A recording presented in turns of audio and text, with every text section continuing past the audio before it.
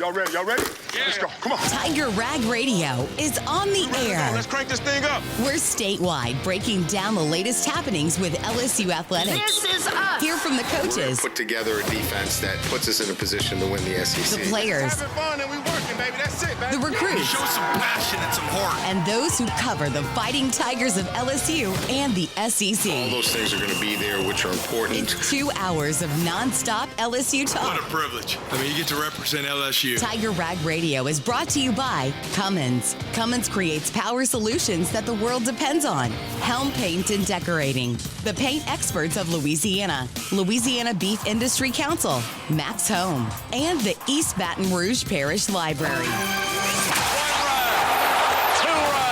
Get ready to talk Tigers with producer Jackson Blackman and hosts Todd Horne, Jeff Palermo, and Glenn Guilbeau. They're better players that are better people than they are players. This is Tiger Rag Radio, live from Super Chevy Dealers Studio.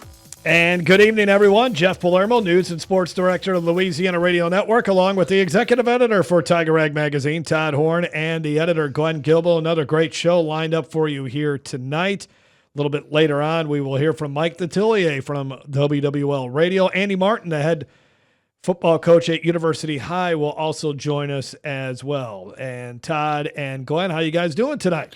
Oh, good, man. Can you turn on the AC? It is a scorcher out there.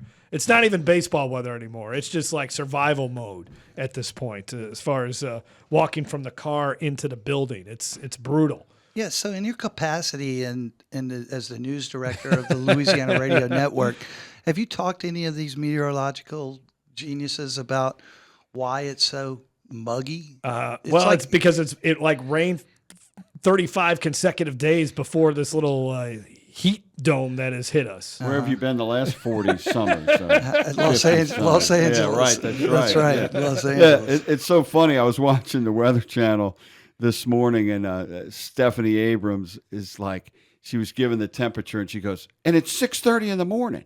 It's 90 degrees. It's 6:30. Like, there's a meteorologist, and she sounds like, anybody. Yeah, well, it is pretty hot out there, but let's bring in our first guest. Obviously, one of our favorite guests, and that is the head baseball coach, the two-time national champion LSU baseball coach, Jay Johnson, joining us on the Max Home Hotline. Coach Johnson, how you doing tonight? Doing great. How are you guys? We're doing well. Do you realize it was a month ago today that you finished off Coastal Carolina and won another national championship? I did not. That did not cross my radar, but let's go. 1 month anniversary from this second national title. I love it. I don't know if you've talked about it yet, but as far as the Major League Baseball draft, two guys that were key to the run of winning a second national title, and there was questions on whether they would return or not, but they are not coming back, and that's Ethan Fry and Chase Shores. What was your confidence level going into the draft that maybe those two guys can come back? And then as the draft unfolded and seeing them both selected in the first 3 rounds, did you sit there and say, well, it was great having them when we had them? No, I didn't really put a ton of thought into it with Chase, honestly. Like, there's not many guys in the world that can do what he can do. And as he was pitching the way that he was in Omaha, when I start thinking like, hey, I would give that guy $2 million, they're pretty much gone. So I did talk to him the night before. He had a strong, asking price, if you will. And the Angels need a lot of help on the mound, and they paid him that. And so really excited for Chase. I actually I thought that he definitely had earned that.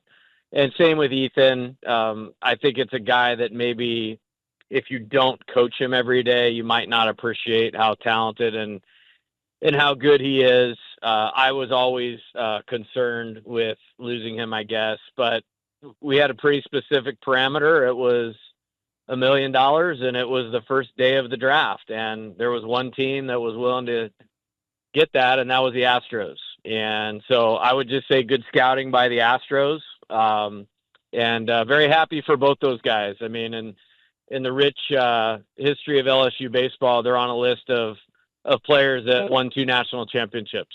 And so to win 2 national championships and to go where they were selected in the MLB draft. That's the kind of career you want to have at LSU. So just really super proud of those guys. So, Coach, a lot of people would think that, a month ago you won your second national title. And of course, people here in Baton Rouge and most LSU baseball fans know that your work habits are such that you rarely take a break.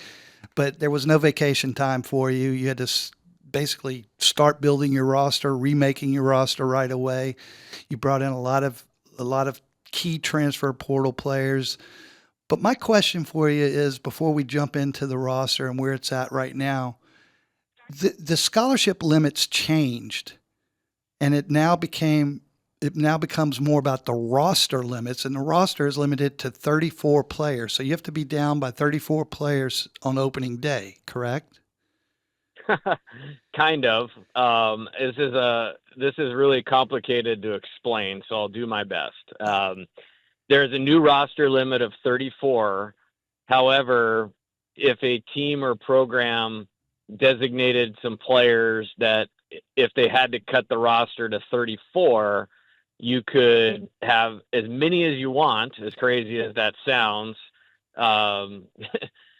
you could go above that, however many you designated. So I actually heard there was a Big 12 team that designated every player on their roster. So technically they could have like a 68-man roster next year. So I don't like running our program that way. I think I'd rather just make really good decisions in evaluating.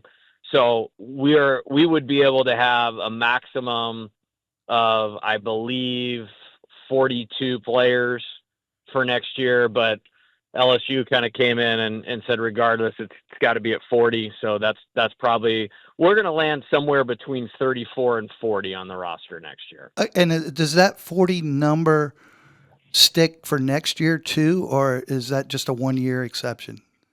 Well, that's another interesting point. If you have designated players on your roster, you can have 34 plus as many of those guys as you have. So I think it'll probably take like 3 years of sorting out before we actually get to this 34 number. And just another trickle down effect of all the craziness that's been sorting out college sports the last couple of years. Okay, well, so how does that impact your planning now for the roster? By the time you get to fall practice, does it change how you would normally want to be at in terms of numbers of players and, position groups, et cetera? Does it change any of that? I think, we actually are falling in right about where we were because of how we chose to approach it. So really for this year, nothing has changed. We have a few more pitchers than position players in terms of roster balance this year. I think that's a good thing. I think it'll allow us to, scrimmage a lot and really get to know our position player group, which is important, especially in replacing some of the players that we have to replace. And I'm really excited about, some of the pitching. I think obviously you're losing those 3 guys that threw in the finals, but the other 4 guys that threw in Omaha are all returning. And so I like that. We've got a couple good freshman pitchers through the draft. We've added some left-handers in the transfer portal, a couple good right-handers. We're still recruiting another one right now very heavily. So we feel good about where we landed. It's been a pretty intense roster shuffle as it seems to be every year because we're doing a good job of sending guys to professional baseball. And so it's kind of just another episode of a reload, I guess. Talking to Jay Johnson here on Tiger Egg Radio. Jay, of the players on the national championship team that were drafted, who do you have a chance of keeping, you think? And of the commitments that were drafted, who do you think you got a good shot of keeping? If they were drafted, they'll all be gone. Not one of them will return next year. Even Connor Ware? Even Connor Ware? No, unless something unforeseen like a physical or something of that nature where the team doesn't want to sign them. We're anticipating all of those guys moving to professional baseball. Things have changed unless it's the very late rounds now. Teams usually will not pick you unless, you're going to sign. And that was 8 commitments, I think, you had drafted. Is that correct? That is correct. Right. And honestly, there wasn't many big surprises from the standpoint of, obviously it was a really good group. 6 of the 8 got over $2 million to sign. And then the other part that I kind of saw coming a while ago is Major League Baseball this year really jacked up the slot values and the bonus pool money for the professional teams. And I don't know exactly how these rules work, but I think when you lose a free agent, you get an extra draft pick, and that's what they call the compensation round. And I think it was a big year in free agency. So it was a combination of more compensation round picks and jacking up the pool money. As soon as I saw that come out and knowing some of the caliber of players we had, I kind of said we're going to have a hard time holding on to these guys. So we put a plan in place. Feel like we executed it pretty good for this year. We waited for the draft to be over and assessed what we needed to do. And we had the right players, primed to commit, if you will, right after the draft. And those were the 4 guys that you saw last week. All right, Jay, we're going to continue a Tiger Rag tradition now. What is your starting rotation for the 2026 season? And you can name more than 3 guys.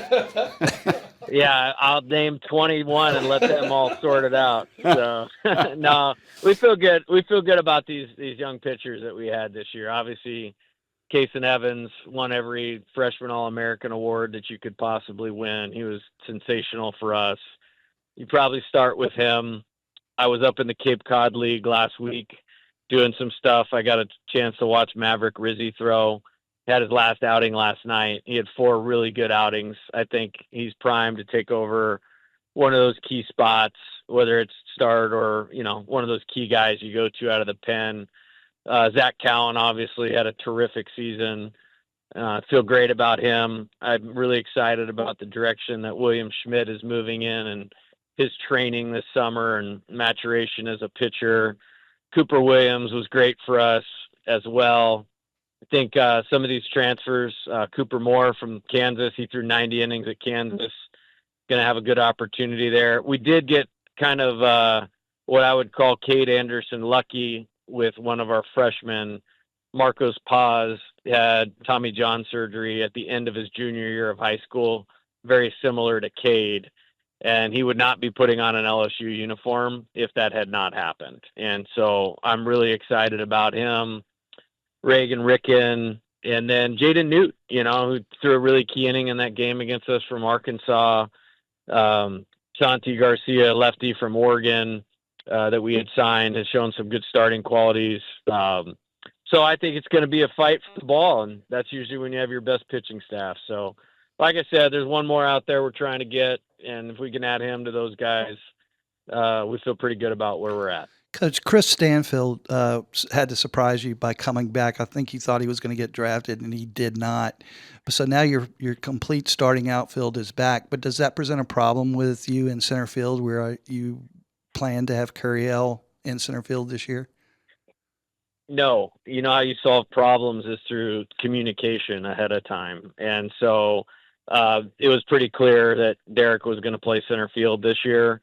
And when I talked to Chris the day after the draft, he'd already had a sense and an understanding of that. And I just think it speaks more to the type of person that Chris is. That he's like, I'll be the best left fielder in the country, and we're going to attack a few things with him and his development that should put him in line to be a good pro prospect going into next year. And I'll tell you what, I'm really excited to have him back because he was an excellent player for us. I believe he led the SEC in doubles this year and was sensational in center field. So he's already proven he can do that. We'll do some things to work with him to impact the game offensively, in the way that pro people want you to. I don't need him to do anything for the Tigers other than be Chris Stanfield, but we've had a good track record of figuring out things that pro teams want guys to do and attack those. So I think he'll be gobbled up early in the draft next year, but big deal for the Tigers to have those 3 outfielders back next year. Do you think, Jay, you've been able to replace the power that has been lost with Jared Jones and Ethan Fry moving on into the majors with some of the guys, especially the guys that you were able to get as far as commitments last week?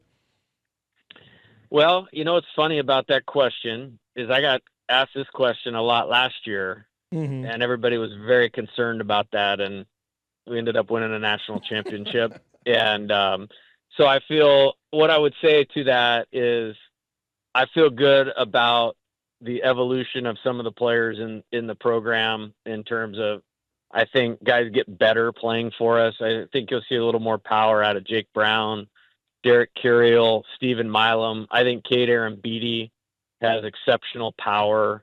I think in that freshman class, we added a couple of bats too with Mason Braun and Omar Cerna, very good power hitters. I think people are really going to like the way those guys swing the bat. But yeah, those 4 transfers that we've added all hit double-digit homers for their teams this year.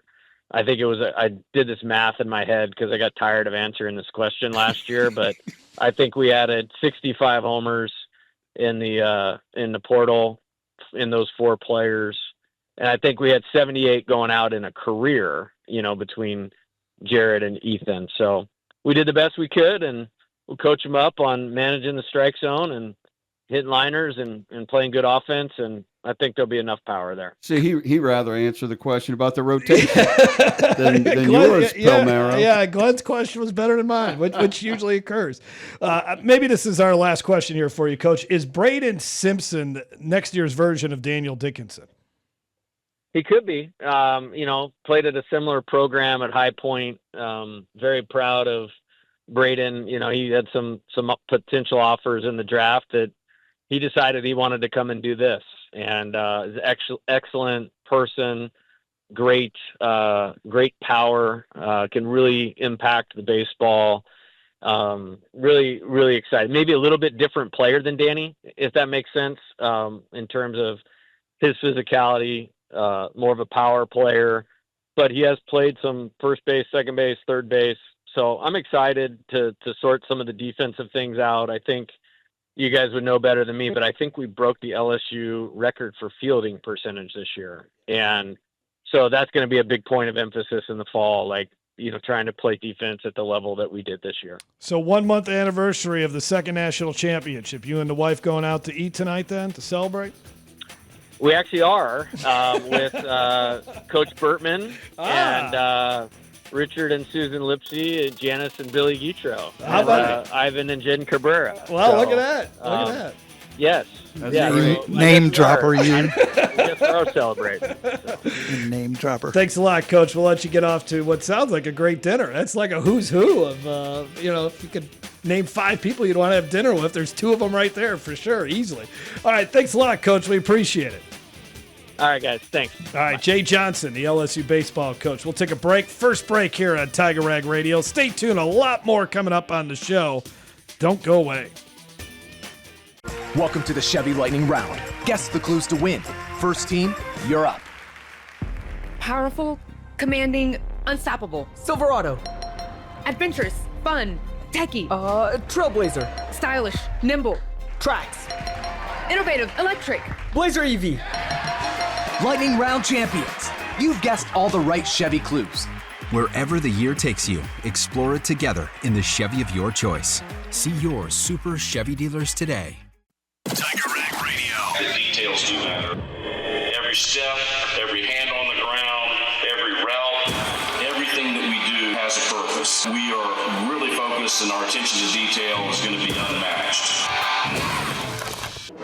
Back here on Tiger Rag Radio, Jeff Palermo along with the executive editor for Tiger Rag Magazine, Todd Horne, and the editor, Glenn Guilbeau. Thanks for joining us as we are broadcasting from the Super Chevy Dealers Studio. And good talk there with Coach Jay Johnson, who seems very confident about his team going into 2026. It looks, on paper, guys, it looks like another really good team.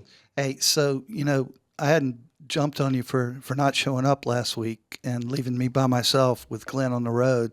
But we had Kendall Rogers on. Yes. You set up before. Right, yes. And Kendall said that he has never seen a roster that won a national championship improve. And he's really high on this team. And he says don't be surprised if they predict them to go back to the finals next year. I think when you look at this, The fact that he's adjusted to the roster change from the NCAA and whatever it is, and they know exactly how they're going to play, and he's moving forward. I think the biggest news out of that segment was that Curiel is going to be the center fielder for sure. Confirmed that. Yeah, he confirmed that. Yeah. Yeah, and I mean, some of that is on paper, but when you look at the way Johnson has reloaded, particularly really just about every year, I mean, I think they'll be right back where they were. I think they'll be in Omaha and advancing. Okay, after that, who knows? Sometimes luck gets involved, but I mean, it looks like they're just going to be really consistent. He knows how to he knows how to navigate the portal, I think, as well as anyone in the country. Because even some of the great teams that have won national championships, they have trouble. Right. Look at Tennessee. Right. Tennessee had one pitcher all year. But and you think back to what Tennessee did, and I'd have to do a little bit more examining on this, but Tennessee went after a lot of your Power Four. They get the kid from Louisville, they get kids from Ole Miss, where Jay Johnson's going to High Point. He's going to Utah Valley. He's going to Grand Canyon. He's the Moneyball guy. Yeah. He's the Moneyball guy that finds. And he gets the guy who just had surgery. Right. Paul Maneri did that too with Gausman. You get Gausman. You get the guy who, he's not going pro that year because he had surgery. And they're great in developing players. But my last question, I know we got to go, but who's the guy that they're still recruiting from the transfer program? Yeah, I don't know. It's a pitcher. I know, but I can't tell you. Okay, tell us. Off the record, I can't tell you. Okay. I can't even tell you during the break. Wow, top secret stuff. When we come back, we'll get into some football talk. Next week, LSU reports for preseason camp. Stay tuned for that. This is Tiger Rag Radio from the Super Chevy Dealers Studio.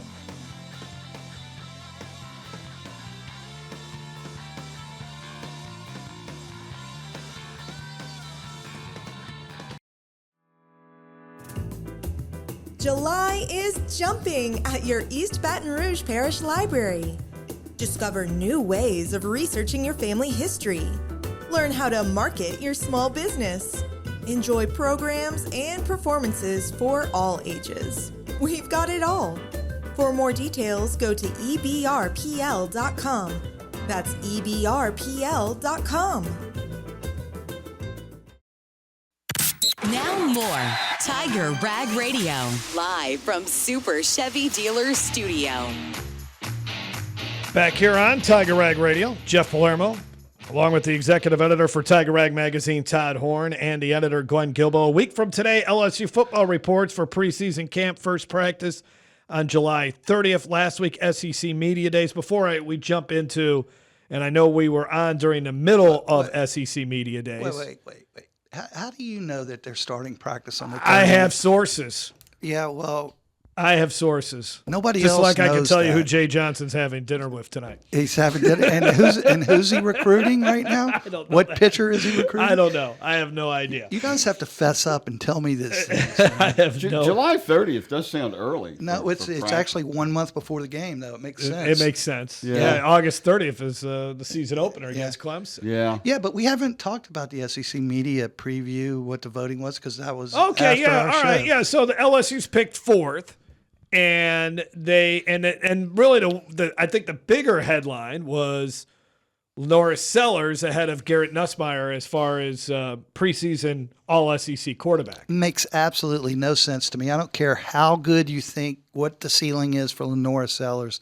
Garrett Nussmeier passed for 4,000 yards and a single season record touchdown passes in the SEC. How in the world? I think they're just wrapped up with the athlete and how he runs, I guess, because I saw him only play a couple of times, and the guy doesn't really throw the ball that well. He had over 350 yards. I think it was against Missouri, for whatever that's worth.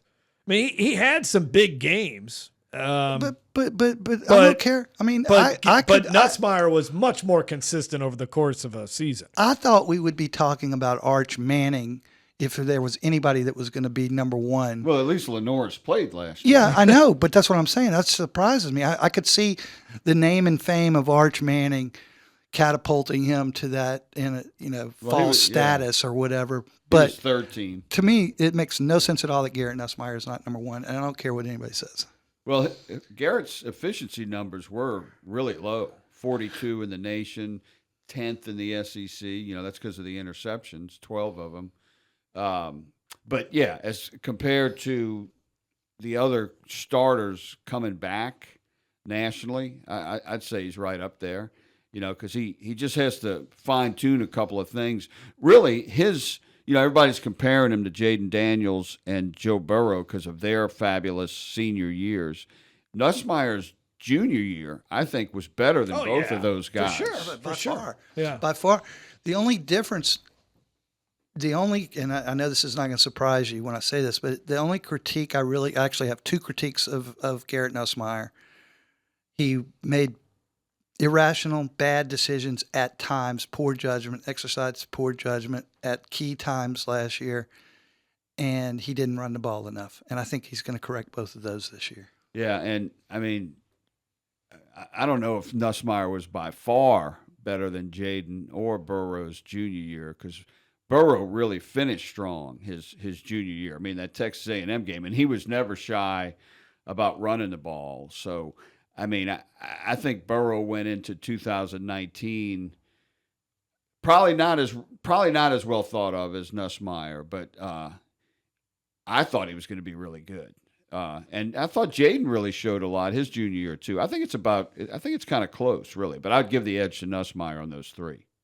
All right, what do you think of the predicted order of finish with Texas, Georgia, Alabama, and then LSU?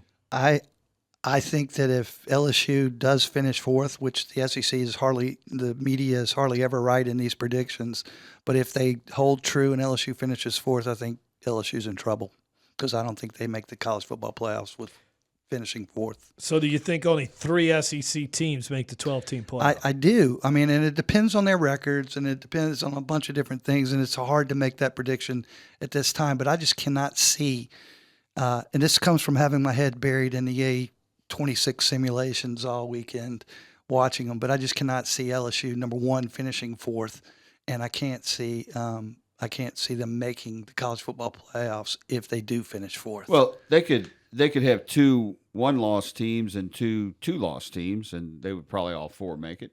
Okay, I just said it. So that's a hard prediction to make. But, I mean, you had Ryan Day go to the podium today at the Big Ten, or earlier this week, whenever it was, and talk about how the Big Ten with 18 teams needs to be guaranteed of 4 teams. It's hard to get 4 teams in. I don't think you should guarantee anyone. I don't like even that a conference champion. Well, no, 4 teams is what he's saying. Oh, okay, all right. No, I don't think. Yeah, well, you can't guarantee a conference champion either. I mean, because it depends on the conference. Well, they do guarantee a conference champion right now, but not all conferences. No, the major ones. Right, right. Well, when you look at the preseason All SEC team, there's just one player from LSU that made the first team. Where you listen to, and I'm sure that's Whit Weeks. Whit Weeks, but I'm sure you guys, just like myself, you consume all the podcasts, you read all the information, and you talk to people around town, and most people are to use the word that Brian Kelly used at SEC Media Days, are very bullish about this team. But when you look at it, just one as of right now. Now, a whole bunch of guys can pop up at the end of the season on the All-SEC team, but for right now, there's just one guy out of the 22 spots, and I guess and special teams, if you include that, where Georgia, all their guys made the first team, that made the first. I mean, so that tells you that. Well, 2 of their best players are coming off injuries, Harold Perkins and Chris Hilton, so they weren't going to make first team. And Whit Weeks. Yeah, but he did make first team. And there's quite a few LSU players on the second and third teams, but I think they're about. But you're going to need elite talent to win the SEC. Yeah. So that's why I think it's wrong. I think they had such a good. Here's the rub on this team. There's 2 things that are going to make them a college football playoff team and contender, or they're going to fail at it and it's not going to make them. And that's the transfer portal coming through with some big time players at the receivers, which is going to help Garrett Nussmeier, because I think they're going to have receivers. And if their defense steps up under year 2 in Blake Baker's regime as defensive coordinator with the defensive backs that they brought in and the defensive ends, the edge rushers, they're going to be a better defense and they're going to be a better offense if the offensive line comes through. So there's like 4 ifs about this LSU team. But if they're positive and answering those 4 ifs, they're in the college football playoffs and they're not finishing 4th in the SEC. And if they decide who their players are before the season Before starts. the 3rd game of the year. Yeah, or at least early. Just kind of know who your dudes are. That's where they've messed up, I think. That was, what game was that? That was like the 3rd or 4th game of the year last year where he says, we're deciding who our players, our starters are. Yeah. I mean, there was this big rotation in the defensive secondary a season ago. It was South Alabama, right? Yeah. And then finally they just said, okay, this is the group that we're going to go with.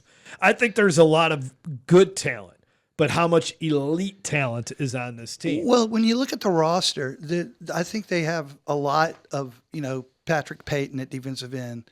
I think that's huge if he has the type of year that he had his junior year or he excels under Blake Baker and this defense. I think that, the defensive backs, Halsey that you just mentioned, Tamarcus Cooley that they brought in, and of course Delaney. Delaney's one of the best defensive backs in the country. I think most of the talent from the portal is on defense. Yes. Because I think the receivers they got from the portal aren't as good as the receivers they got returning. Not that that's a bad thing, because they got good returning receivers. I think Berrien Brown is one of the best players in the country, period. His receiving totals went down each year. I'm telling you, that's because Kentucky has you playing quarterback. That's true. We'll see. No, but I mean, he's fast. He's super fast. He's going to be an impact player. I think Chris Hilton's going to be better. I'm not saying he's not. Yeah, well, I mean, we're talking about a problem that's not a problem. If you got 3 or 4 good receivers. That's right. All right, let's take a break. We'll continue on the discussion when it comes to LSU football. This is Tiger Rag Radio from the Super Chevy Dealers Studio. You should call that radio station and let him have it. Good idea. 1-800-673-5555. I want to be under the bright lights. I want to be on the Broadway stage. Tiger Rag Radio is on now. Back here on Tiger Rag Radio as a new football season is upon us, but a career of a great LSU Tiger or a former LSU Tiger is over. That is Tyran Mathieu announcing basically on the eve of the start of training camp for the Saints as they hit the practice field for the first time on Wednesday, Tyran Mathieu announcing that he is retiring. And that 2011 season, you can go on YouTube and watch all the Honey Badger highlights that you want to see. What a performance by a young man that just came out of nowhere, a 3-star prospect from St. Aug, and was the ultimate playmaker on defense. And they called him the Honey Badger. He took what he wanted. He has the best collegiate highlight reel I've ever seen. I mean, just ripping the ball away time and time again. And we were talking about it earlier.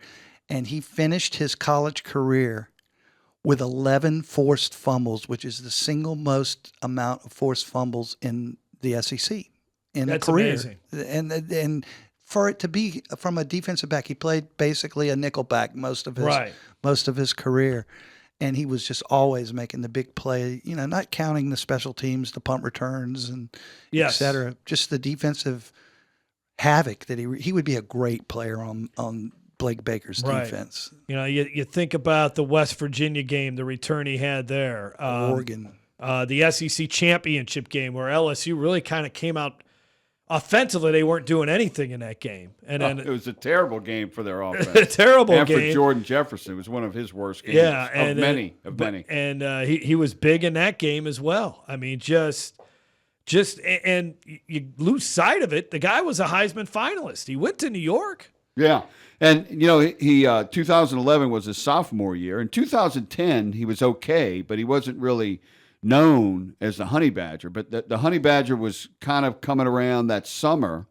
And then the season opener against Oregon, he had 10 tackles, a fumble recovery and a forced fumble, 2 pass breakups, and he had a fumble return that set up a touchdown. But that's when the Honey Badger really started. Did he have 10 solo tackles? No, it was 5 and 5. Okay. But that's when the Honey Badger nickname really took off, that week after they beat Oregon on national television. I was working for Gannett at the time, but they would ask me to do stories for USA Today, and they were saying, you got to do something on this Honey Badger guy. and that story exploded. It did. And it was so fun covering him that year, because I've never seen a guy that forced as many fumbles and recovered. Like Todd was saying earlier, Tyran Mathieu is the career LSU leader. SEC leader. SEC leader in forced fumbles, right, with 11 in his career. And, he was like 5'9". Yes. Alabama was not interested in him. LSU recruited him, and he was a 4-star, but he wasn't like, the big signee at all. No, he was one of the last, just kind of almost just a lot like Justin Jefferson. Yeah. One of the last guys, and just on the bottom of that particular class, and then just blossom into a great player. And then, unfortunately, 2012, that season never happened for him. And I remember that press conference that they had. It was in the team room where they announced that Tyran Mathieu had been suspended indefinitely and would not be playing that year. And Joe Oliva was there, the athletic director at that time.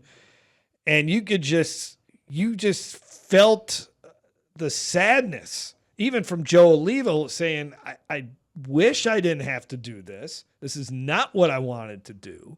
Now, there's the discussion among the fan base, was LSU, did they crack down on drug use more than other SEC schools? You can have that debate, but the rules were the rules at LSU, and they fouled them. Right. They had a certain number of drug tests failed. That they had a whole policy. Yeah. This many, and they tried everything with Tyran. I remember writing a lot on that story at the time, and they tried everything with him, and he failed several drug tests. It all was for marijuana, though, and just a few years later, marijuana started being legalized everywhere, and now he wouldn't have got suspended. I guarantee you. And I don't think Les wanted to suspend him. No, I don't and Oliva wanted to fire Les years before that, so there was a theory that he was trying to mess with Les's team. And if Tyran's on that team in 2012, they probably get back to the championship game. Oliva wanted to fire Les Miles in 2012? Yeah. And he didn't get to do it until 2016? Yeah, well, he was always, every new AD that comes in kind of wants to fire the coach, okay? And when Oliva first came in, Les was struggling a little bit. The 2008 season was not very good. Right. It was the worst season. And 10 were not that great. Right. 2011 kind of came out of nowhere. Yeah, but the 21-0 loss to Alabama, even though that was their only loss, that stuck in the craw. But I'm not saying it was right, but that loss stuck in the craw in a lot of LSU power people for years. So whenever they and you weren't here, I know. Whenever they suspended, and that's why it all happened. Whenever they suspended the Honey Badger, though, it was like 1 week into summer camp. Yes, right. It was very early. August 10th, 2012. Wow. And he went over to McNeese. He was going to go to McNeese and transfer, but he walked through the facilities. I'm not going here, and he took the year off. And he went in the third round still. Yeah, and he went to the perfect spot. Got out of New Orleans. Yes. And then had a great career. Had an unbelievable career. What'd you say? 36 career interceptions in the NFL? I mean, that's a great guy. That's a huge number. My goodness. So will he make the NFL Hall of Fame? Ooh, I don't know. He won the Super Bowl. 3 All-Pros. 3 All-Pros. 3 Pro Bowls. Man, he really is a borderliner. Will he coach at LSU? No, I don't know. I don't know what he's got in store. We'll take a break. We got more of Tiger Rag Radio. That's what we have in store from the Super Chevy Dealers Studio after this. Tiger Rag Radio is back on the air, live from Super Chevy Dealers Studio. Back on Tiger Rag Radio as we wrap up hour number 1. Mike Detillier, NFL college football analyst for WWL Radio, will join us at the top of hour number 2. We'll also hear from Andy Martin, the head football coach at U-High, and then Jan Rischer, who is a writer for The Advocate, had an interesting piece in The Advocate over the weekend about rumors and falsehoods. You mean Brian Kelly didn't save all those kids? Yeah. We'll get into that with Jan Risher. We were talking about Tyran Mathieu's retirement in the last segment, but on Friday afternoon, we got word that Dan Borne was officially hanging up the mic after, I believe, 37 years as the voice of the Tigers. 36 men's basketball. Okay, for men's basketball and in Tiger Stadium. And we did not have Dan last year because of health reasons, and the health reasons never progressed to the point where he could return to doing something that he loved very, very much, and that was being there on Saturday afternoons and Saturday nights and being I mean, he's been there for so long, it's hard to imagine another voice. As great as Bill Franquez is as the voice of Alex Box, it just didn't sound right when Bill was doing it last year. No offense to Bill. And I think Bill would be a great replacement. I even had that conversation with Bill. He's got the pipes. Yeah, he certainly does, but it was just like Sure. Dan Borne's voice was just perfect. Well, see, the thing about Dan Borne, and I agree he was perfect. And Chance of rain. Never. But that was a bad imitation. I know. I wasn't trying to imitate him, but I could tell. I was just thank you, Glenn. What I was going to say though is, you say that it's going to be tough to replace him, and obviously it is because he was such a unique voice and had some unique sayings, and he built the mystique, I think, of Tiger Stadium with that poem that he wrote that is rehearsed over and over again, or repeated over and over again. But, Sid Crocker before him was an institution. He was. Right. Yeah, I know. Times change. Things happen. What was Sid Crocker famous for? Oh, man. I can't remember off the top of my head. I know I'm supposed to know, but He would read the scores of the other games, like between the third quarter or at some point in the game, and the whole student section would yell in unison, "Thanks, Sid." It was pretty cool tradition. Well, speaking of scores, probably one of the highlights of the Dan Borne era was in 2007 during the great LSU Florida game when Dan Borne announced that USC lost that night. This is before really anybody had, or you had a phone, but you weren't getting scores on your phone back then. So nobody in the stadium really knew that USC would lose that night. And the roar of Tiger Stadium, it was the loudest roar of nearly of the night. There was obviously a lot of great plays during the course of the game, but just and that was part of one of the greatest nights in Tiger Stadium history, that win over Florida. But I distinctly remember LSU had the ball when Borne said that. Yeah. And a couple plays later, they punted, okay? And Les at the press conference Monday said, well, I want to thank Dan Borne for leading us to that touchdown. And somebody said, Les, you didn't score after that play. And he said, well, we scored so much that night, I can't remember. Which was true. The other thing about Dan Borne, the nicest guy in the world. Yeah. The nicest guy in the world. So we wish Dan Borne the best in retirement. I thought Glenn Guilbeau was the nicest Second nicest guy in the world, Glenn Guilbeau. Let's take a break. Mike Detillier, another nice guy, will join us here on Tiger Rag Radio. Y'all ready? Yeah. Let's go. Come on. Tiger Rag Radio is on the air. Let's crank this thing up. We're statewide, breaking down the latest happenings with LSU athletics. This is us. Hear from the coaches, Put together a defense that puts us in a position to win the SEC. the players, Having fun and we working, baby. That's it, baby. the recruits, Show some passion and some heart. and those who cover the Fighting Tigers of LSU and the All SEC. those things are going to be there, which are important. It's 2 hours of nonstop LSU What talk. a privilege. I mean, you get to represent LSU. Tiger Rag Radio is brought to you by Cummins. Cummins creates power solutions that the world depends on. Helm Paint and Decorating. The paint experts of Louisiana. Louisiana Beef Industry Council. Max Home. And the East Baton Rouge Parish Library.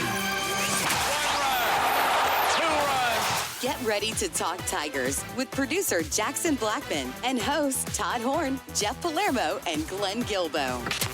You want players that are better people than they are players. This is Tiger Rag Radio, live from Super Chevy Dealers Studio. And it is the second hour of the show. Jeff Palermo, News and Sports Director of Louisiana Radio Network, along with the Executive Editor for Tiger Rag Magazine, Todd Horne, and Glenn Guilbeau, the editor, Jackson Blackman, our producer, and let's jump into our next guest of the night. Joining us on the Max Home Hotline, that is, he's been doing it for a long time, the NFL and college football analyst, and been holding the fort down at WWL and Drive Time on Afternoon Sports, and of course all the great Saints analysis. He joins us, and Mike, summer is officially over, right? With the Saints reporting for training camp today.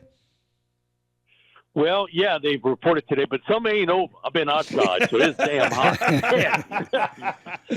but we're getting closer. Yeah, we are getting closer to the fall. But yeah, Saints starting up tomorrow, and won't be long before LSU cranks it up. Yeah, you're right about that. Well, since we got you on, we didn't know this news would break today, but we were talking about it in hour number one. I know you would give good perspective on this. Tyran Mathieu, the career he has had. I mean, it's a little bit of everything, isn't it, Mike? Obviously, a lot of highs, and there was a horrible low in there where he wasn't able to play his junior season. But the guy rebounded and had one heck of an NFL career. How do you sum it all up? He's one of one for me as an LSU player. He's the most dominant LSU defensive player I've seen in 40 years at LSU. It was a 2-year run, but man, what a 2-year run. And you heard so many people that now play pro ball will bring it up to you. Man, I grew up watching Tyran Mathieu, and now, doing radio and television in different places other than Louisiana, they tell you the same thing. It's amazing the impact Tyran Mathieu had from his LSU days and then into the NFL, in the medium. I mean, what he is, all of 5'8", and, maybe 185 pounds. And, you come away saying, man, not many guys in that time frame. And the only other guy I could think ahead of him did it like this was Deion Sanders. He played defense like an offensive player. Like the ball belonged to him. And Deion was like that as a defender and a return man. And Tyran was like that at LSU. But, to have that 12-year career in the NFL, unbelievable. And it was his longevity to go that long and rarely miss games. I mean, he went a long stretch where he was available, and that's a big part of it. And in my 40 years, if there was a Mount Rushmore for me, Tyran Mathieu would be on it. Now, Jaden Daniels, Joe Burrow's got to be on it because in that 40, they both won Heisman. I didn't see Billy Cannon at LSU. I'm not that old, but I did see him play in the AFL. So I do remember in the latter part of his career in the AFL, but man, what he did defensively was unbelievable. And, that's taking nothing away from what Glenn Dorsey and Patrick Peterson did, but Tyran changed the game every time you watched him play in those 2 years. Yeah, and Tyran Mathieu was the first player from LSU invited to the Heisman Trophy ceremony since Charles Alexander in 1977. I saw that stat today. But, Mike, you no longer do your draft report, which I miss, but I know that's in your blood. Just how do you what draft types do you see on the LSU team this year? How many first-rounders you think there are throughout the whole roster potentially? I look at it with Garrett. He's a first-round pick guy. I mean, and there ain't no question about it. Depending, on how you think of the quarterback group. And, Glenn, you've done this for a while, too. I look at the SEC, and from year to year, there's kind of a little bit of up and down at the quarterback. Man, this is as good as I've seen in a long time. When you look at all the top quarterbacks that are there in the SEC this year, from Lagway at Florida, you think about, what Austin has done at Texas A&M, Arch Manning, Lenore Sellers at South Carolina, Mathieu at Oklahoma. Man, you got a host of them. And even the Arkansas quarterback, I thought he made a lot of strides last year, late in the year. It's a really good quarterback group. But, man, right now, Garrett, he's just He's one of the elite quarterbacks and elite players in college football. He would be the only one guy that I would say today is a surefire first-round pick. I couldn't put that on Perkins, couldn't put that on even with Weeks, but I would certainly put it on Garrett. I think the guy to watch, and I was talking yesterday to Greg Cosell from NFL Films, and he was like, every year you give me a guy, and every year he comes through. And I was like, okay, I'll give you a guy this year, Chris Hilton. I think Chris could have that breakout year. He's got something you can't teach, speed. And he had a rough start last year with a leg injury. And then when he came back, it wasn't pretty to watch. And then he got an earful from the head coach. But you saw later in the year him hit stride and what he brings to the table for LSU, that ability to stretch a defense. And if I'm LSU, I don't know if it's play one or play two, but I'm throwing the ball deep. I don't care if it's Chris Hilton or Barry and Brown. I'm throwing it deep. I'm not going to have that safety sit along the line of scrimmage and used as another defender. And if you saw last year, a lot of teams did that. And even talking to some of the Florida coaches, their deal was, we didn't fear the deep pass. They didn't have anybody with that type speed that could really scare us. I think this year with Hilton and Brown, they have that type of ability. And certainly, can you remember two tight ends that can catch the ball as well as Trey'Dez Green and Bauer Sawyer that LSU has on the team? That used to be like an extra tackle under Les Miles. And, they didn't have, I know Foster was a good player there.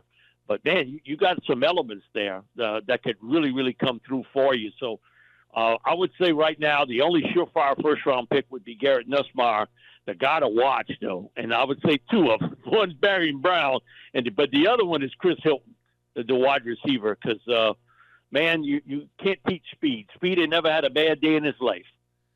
Mike, what do you think are the two big, or what is the biggest question mark on this LSU team heading into this season? Is it the offensive line?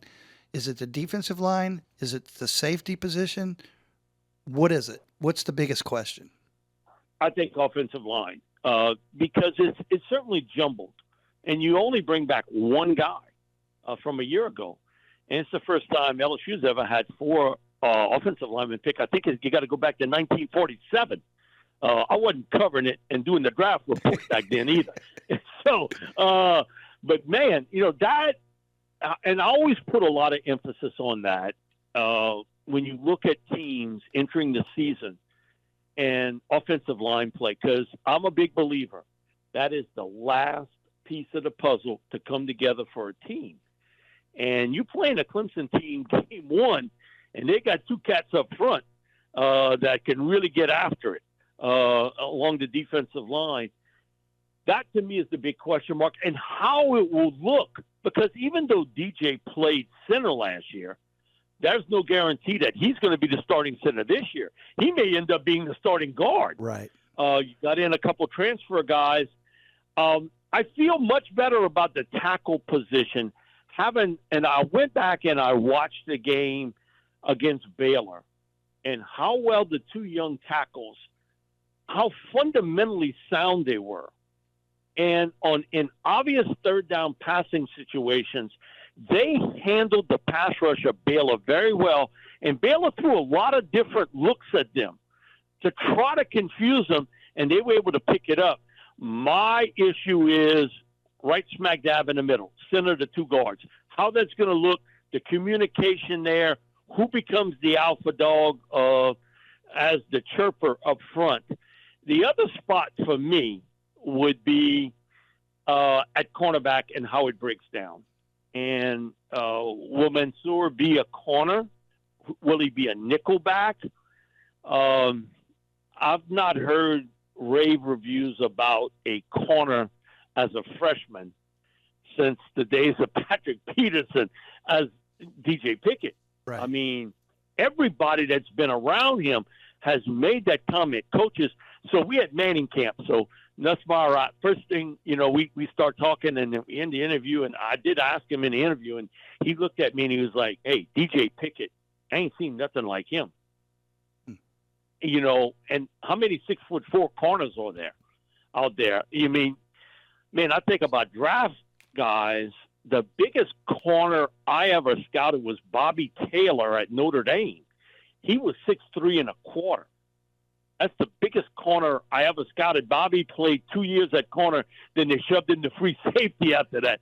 But I think it's Pickett's recovery speed for a big man and his ability to play the ball in flight. How he's going to see action game one, but how the cornerback group ends up, to me, is very intriguing, because I think LSU is going to be better up front along the defensive line than they were a year ago with transfer portal people and also the development.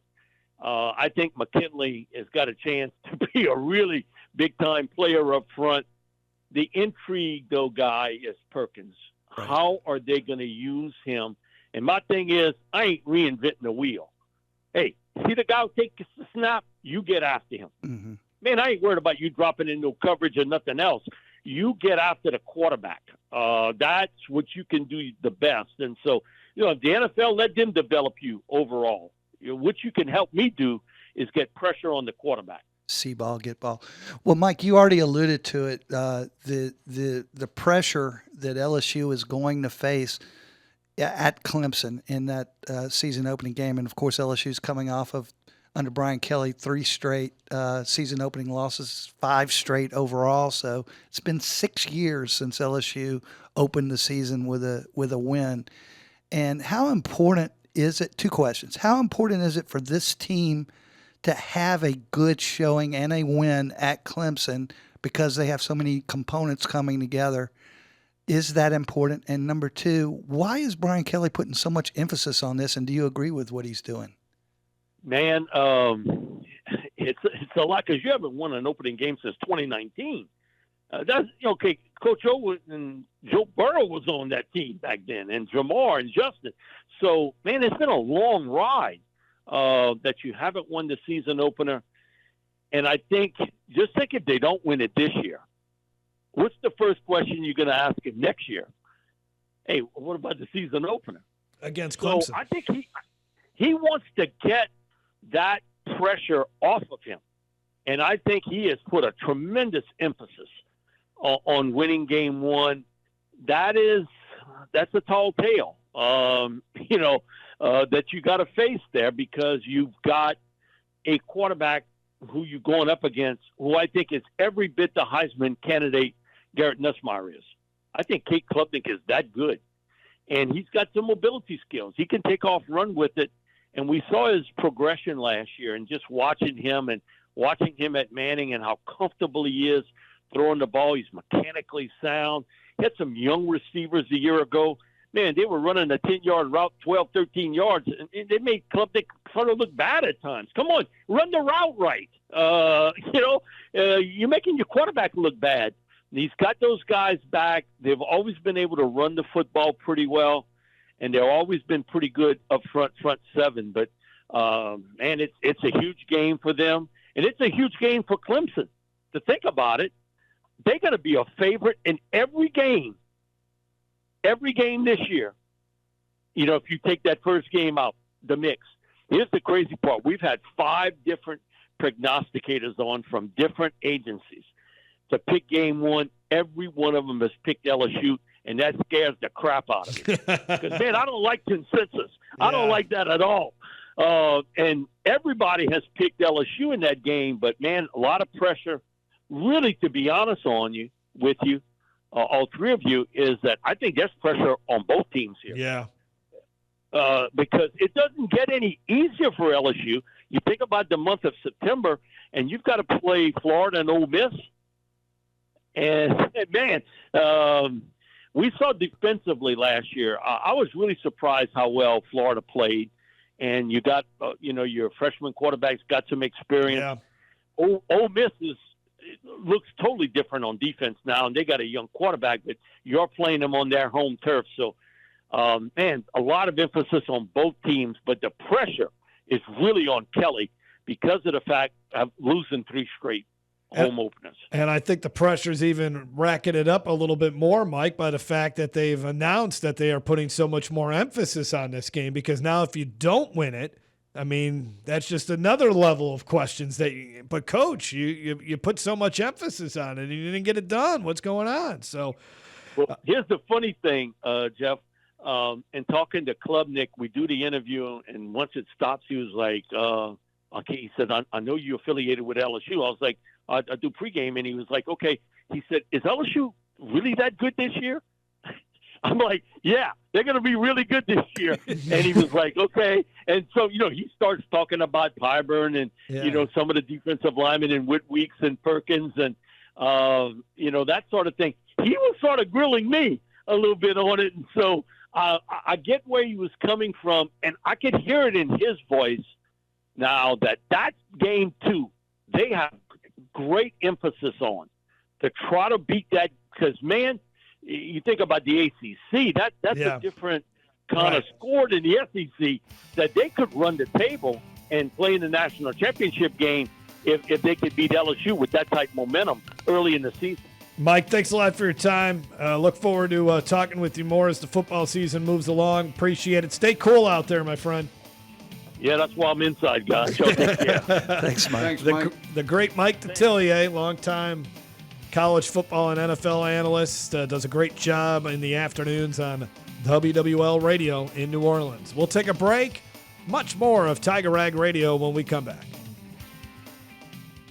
Welcome to the Chevy Lightning Round. Guess the clues to win. First team, you're up. Powerful, commanding, unstoppable. Silverado. Adventurous, fun, techy. Trailblazer. Stylish, nimble.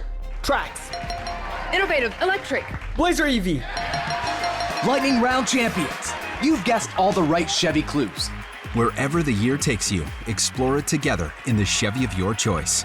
See your Super Chevy dealers today. You should call that radio station and let him have it. Good idea. 1-800-673-5555. I want to be under the bright lights. I want to be on the Broadway stage. Tiger Rag Radio is on now. Back here on Tiger Rag Radio, Jeff Palermo along with Glenn Guilbeau and Todd Horne. We are broadcasting from the Super Chevy Dealers Studio. We'll hear from Coach Brian Kelly on Wednesday as he will do his annual appearance in front of the Baton Rouge Rotary Club as they will meet at the LSU Stadium Club South, Gate 20. That will take place at 12 o'clock tomorrow, so we'll hear a little bit more from Coach Brian Kelly. He'll crack a few jokes, and then he'll talk about his team, and then he actually asks or he answers questions. And that you never know what kind of question he may get because these are from, avid fans, and they might not be as guarded as So let's pretend we're avid fans. Okay. At the Rotary Club tomorrow. What are some questions we have for Brian Kelly tomorrow? Do you really believe Harold Perkins is going to come through for you this year?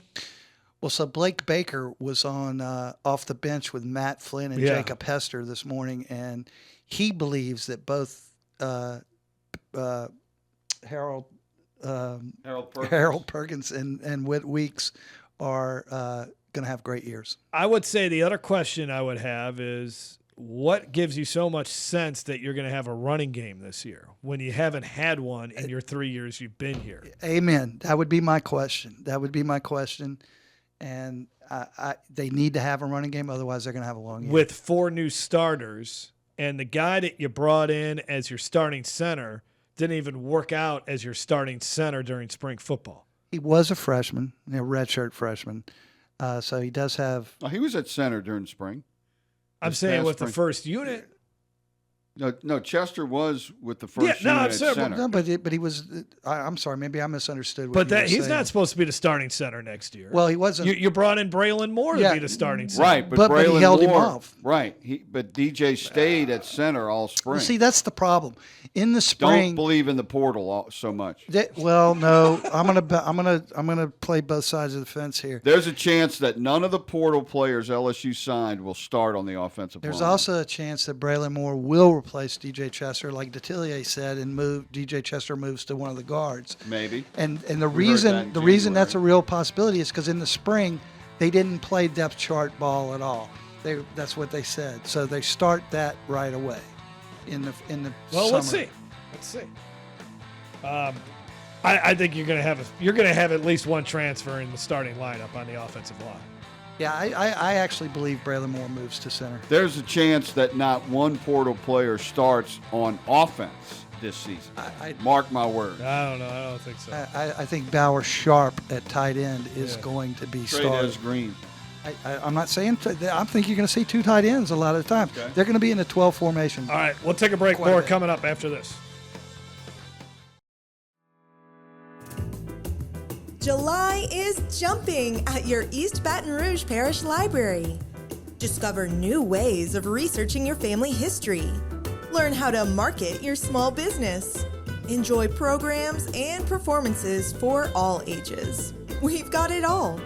For more details, go to ebrpl.com. That's ebrpl.com. Now, back to Tiger Rag Radio, live from Super Chevy Dealers Studio. Pleasure to bring in our next guest. This is Jeff Palermo, News and Sports Director, Louisiana Radio Network, along with Glenn Guilbeau and Todd Horne from Tiger Rag. He's the longtime head football coach at University High. Anthony Martin, who's helped he's helped the pipeline there from University High to LSU. Several players that were former Cubs are now with the LSU Tigers, and a huge 5-star prospect on the offensive and defensive line, and Lamar Brown committed to LSU. I guess that was about 2 weeks ago now, nearly 2 weeks ago when Lamar Brown announced that commitment. We get Coach Andy Martin on the airwaves now. Coach, how you doing tonight? Yeah, thank you for having me. Appreciate it. Well, it's good to have you on. I know you're getting ready for your season, and we'll talk a little bit about that here in a second. But Lamar Brown, just how good is this kid? Very good. I mean, he's got the athleticism. He's got, the strength, the size, but off the field stuff is where he's really the best. I mean, just a really good person. He does a great job for our team and leading our team. And we've had a great offseason because of a lot of things he's done.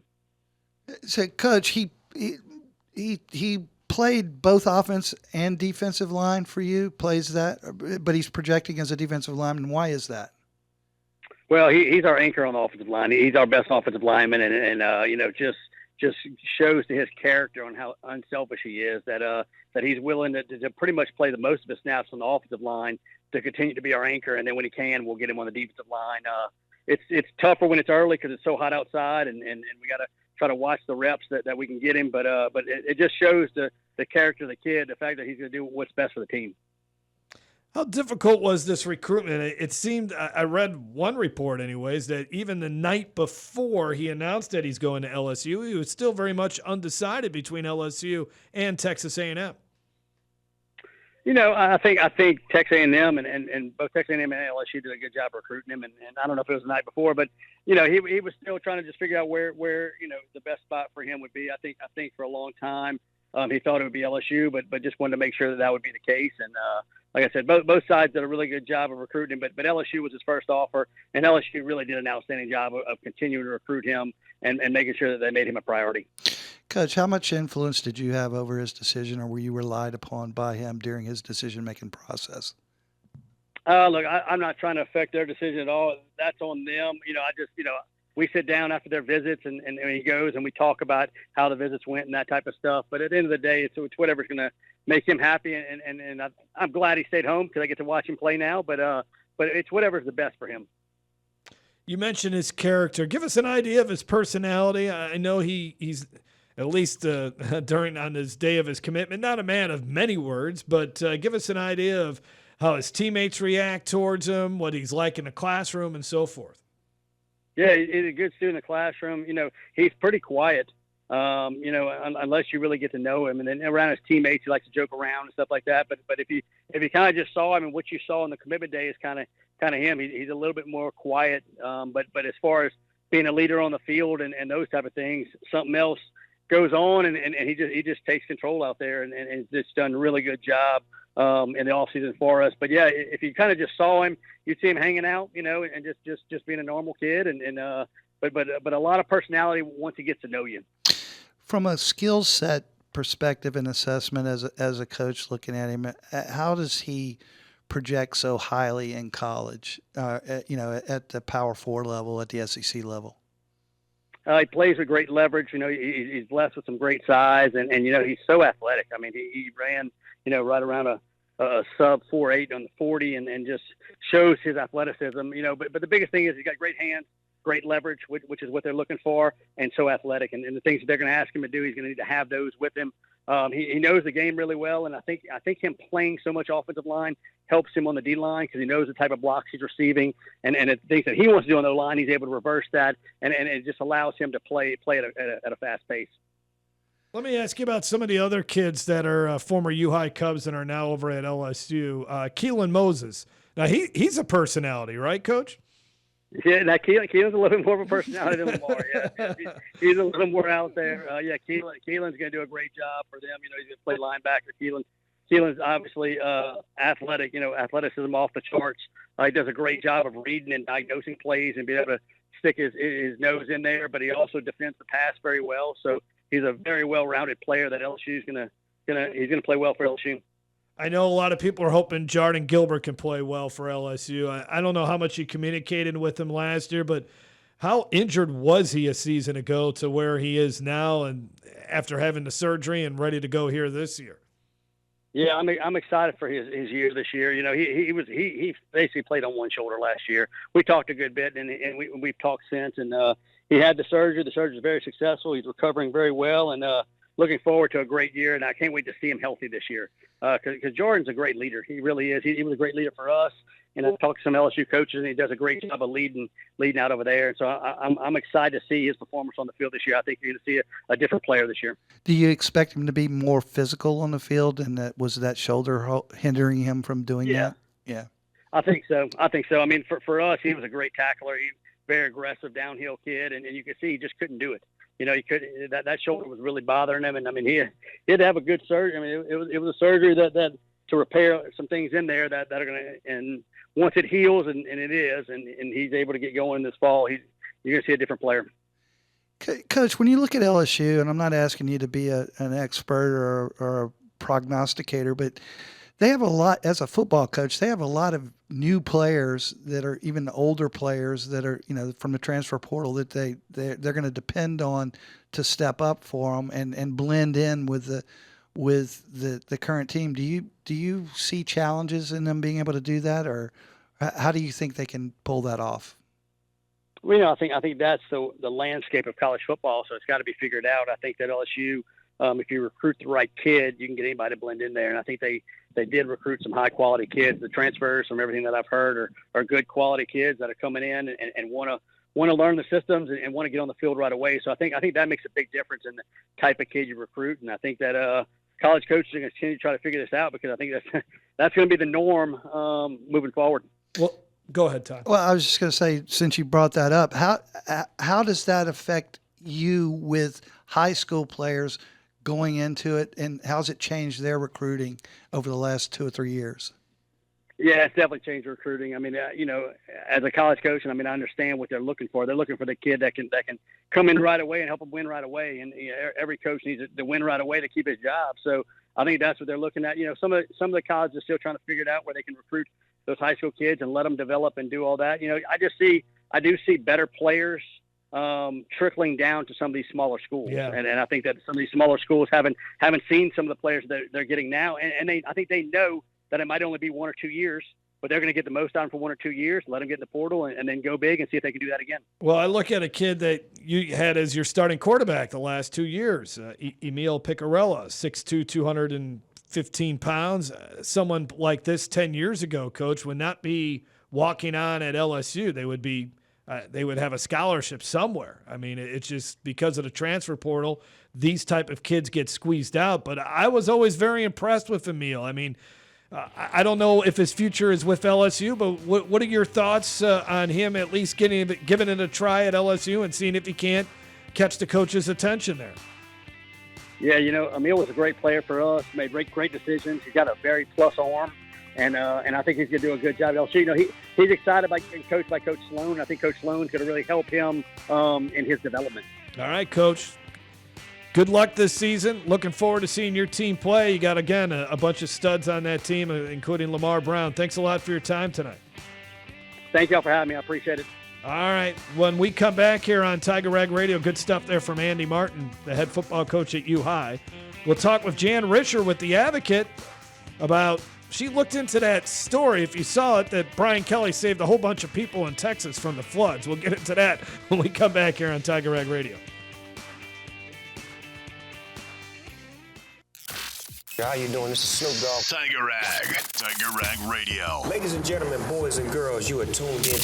Talk LSU sports, interviews, opinions, and your calls around the Tiger Nation. Baton Rouge was a life for me. Home with LSU Tigers. Now more Tiger Rag Radio. We love to score and get highlights and championships and play to win. Tiger Rag Radio.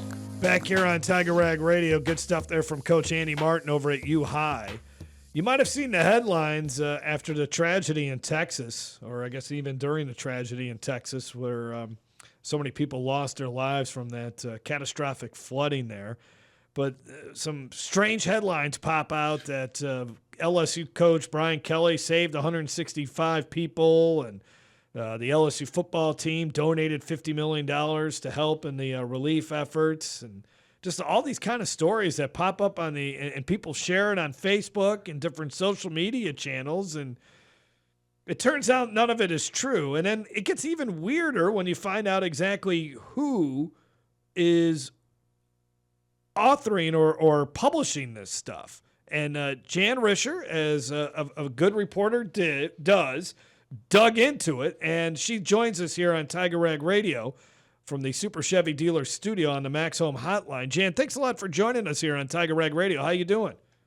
I'm great. Thanks so much for having me. Well, I was reading your article, and Glenn suggested earlier this week we get you on, and so I had to go back and reread it, and it is fascinating, to see these stories come out, but I just found it was very strange once we saw. You just thought I guess I was thinking, well, it's just some dude in Gonzales who's writing this stuff up, but it's not. Give us an idea of what you found out on where this information or this misinformation comes from. Well, most of it is, internationally generated. Vietnam and the Philippines seem to be the primary sources, though, there probably are agents all over, but even on the pages, they have to have a certain amount of visibility. And it says right there on, the primary suspect locally that people are following for is called LSU Gridiron Glory. And it is almost totally out of Vietnam and the Philippines. I think it says they do have one person involved who's based in the U.S., but I find that doubtful. They also say they're based in a tiny town of 300 people in Utah, and they even have a phone number.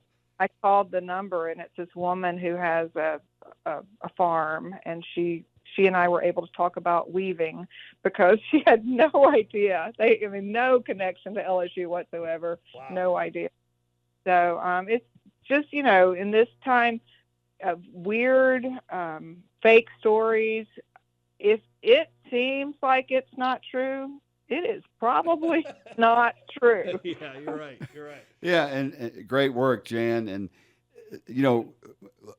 more unbelievable than Garrett Nussmeier and Brian Kelly helping out the flood victims is 79-year-old Dolly Parton and Reba McEntire paddling down the Guadalupe River.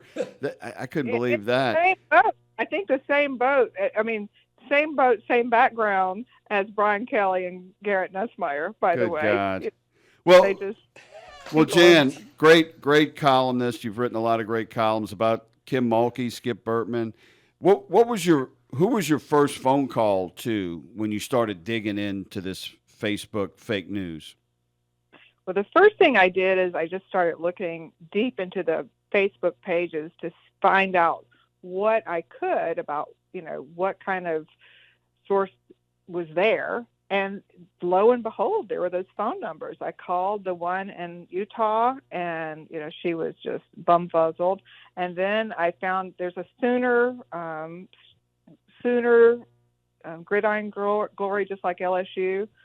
And I called this guy named Ray at Ray's Barbecue, I think in Norman, Oklahoma. Sounds like a reality show, Jan. It was. He was confused also. Todd is very perplexed. I'm wondering if these people think that you were making up stories, Jan. Well, likely. Oh, another one I called. It was a remediation company based in California, and they finally understood what I was saying, and they said, well, because they're using their website. And they said, could you just email it to us? And so I did, and they're trying to get involved. I mean, it's just, the part of it that frustrates me is when I see good people. Sure. People are hungry for positive stories right now. That's, I think, at the root of this. And they want to believe something that could give them some hope. Mm-hmm. And wouldn't it be nice if Brian Kelly rescued 165 people? But he did not. Yeah, but Jan, what were you able to find out anything about what their motivation is? The people who are creating this fake news, what are they trying to do? They can't be making any real money from it. What's going on? Money, but they don't have a whole lot of other things going on. And what they're doing is, if you note, the link to the story is the first comment to the story, and if you click that link, there are ads. And that's how they're making money. There's always a way to make money, Todd. Yeah, but I mean, they've got to do an awful lot of. A lot of people got to be clicking on that for them to make any type of money. Well, to even click on that headline, you have to be a little crazy. Well, and the terrible thing about it is they're taking advantage of a terrible disaster that happened, and young people lost their lives. That's what's really sad about it. I also see these stories where Brian Kelly and his wife have adopted a 13-year-old girl. Is it the same people? It's all the same stuff. Kim Mulkey loved this story. She texted me the morning it came out, and she said, and I do a slight Kim Mulkey impersonation. She said, "Jan, sometimes they say I've got 2 children I adopted from a laundromat." I can hear her saying that. That's hilarious, Jan. All right. Well, I don't know. Very interesting. Very interesting. It's just amazing. I think what you said earlier, Jan, that people are looking for positive news. There's just so much horrible stuff out there. And as Glenn said, this is one of the biggest tragedies that we've seen in America in the last several years. And for somebody to try to take advantage of it, and then try to just come up with just and why Brian Kelly? Why LSU? Are there similar? Are there you said this? It's LSU Glory, Gridiron Glory. LSU Gridiron Glory. Is there Texas Gridiron Glory? Is there Georgia Gridiron Glory too, with stories of Kirby Smart saving kids out of burning homes? I only found a few, the one in Oklahoma. I don't think there was one in Texas. But here's the reason they're doing it is because, do you know how many people shared that story? Oh, I can't imagine. It was, the last time I looked, I think it was close to 2,000 people. Well, and I don't know what it is about this town, because if Terry Saban was in town right now, the rumor mill would be going crazy. I mean, or even if she wasn't here. All it takes is one person to say that Terry Saban was house shopping in Baton Rouge and this place is exploding with that crazy rumor. So, are you starting a rumor right now? I probably should not have said that because now it's going to go crazy. Well, Jan, I like how you closed your article by saying if it sounds unbelievable, it's probably unbelievable. And first of all, why would Kim Mulkey be at a laundromat? you got her clothes have to go to the cleaners, right? She can't be taking clothes to a laundromat, and I would think she has a washer and dryer. I'm just guessing here. I would think so. Jan, we gotta close it out on that. We gotta take one more break before we get out of here. Good stuff, very interesting, and that's what reporting is all about. Actual reporting, like you just did, Jan, to get to the bottom of it. Thank you very much. Well, thank you, guys. Take care. Thank you. Jan Risher from The Advocate. We'll close out Tiger Rag Radio from the Super Chevy Dealers Studio when we come back. Tiger Rag Radio. The details do matter. Every step, every hand on the ground, every route, everything that we do has a purpose. We are really focused, and our attention to detail is going to be unmatched. All right, only a couple more minutes left to go here in this show. We covered a lot of ground here tonight. Great interview with LSU baseball coach Jay Johnson to lead it off. We heard from Mike Detillier, who gave us his thoughts as LSU is set to open up preseason camp coming up next week. Jan Risher, some good stuff there on the fascinating stuff. Yeah, it really is. The fake articles that are going out there about Brian Kelly being a superhero. And then Andy Martin, good stuff regarding Lamar Brown and some of the other players from University High that will be on LSU this season. One guy we didn't mention was Austin Osbury, who probably will continue to have a significant role on special teams for LSU this season. And who knows, maybe get more playing time beyond that. But next week, guys, it starts. You ready as far as football camp? Well, I'm ready. Mr. Hall of Famer here will be in overseas. Oh, okay. Be on vacation in London and Ireland and Liverpool. There you go. So you guys are on your own. Literally. Yeah, Todd will be the only one here next week. You'll have a special guest. I'll figure something out. All right. Well, you'll have Jackson, So thanks to Andrew Greenstein for pinch hitting last week. Appreciate it. And for everyone listening and watching on the Tiger Rag YouTube channel, thanks a lot. For the latest when it comes to Tiger Rag and LSU athletics, you got to check out TigerRag.com and the Tiger Rag YouTube channel. For Glenn, for Todd, for Jackson, I'm Jeff Palermo. Have a great night, everyone.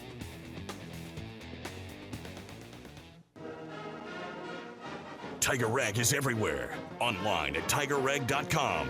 Like us on Facebook at Facebook.com/Tiger Rag Magazine, or follow us on Twitter at Tiger_Rag.